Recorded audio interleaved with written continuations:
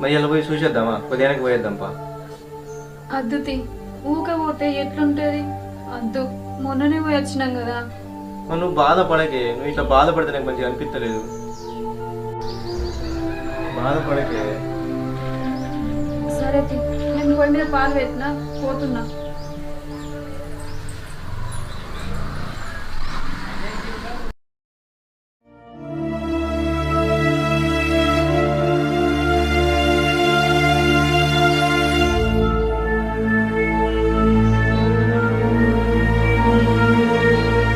శంకర్ మంచిదేనారా? అంత మంచిదే అన్న. మీరేందన్నా సడన్ గా వచ్చిర్రు? చిన్న కాంట్రాక్ట్ పని మీద వచ్చినాం రా. నువ్వు ఇన్నే ఉంటావని తెలిసింది, కలిసిపోదామని వచ్చినాం. అందరు మంచిగా ఉన్నారు ఊళ్ళే? అంత మంచిదేరా.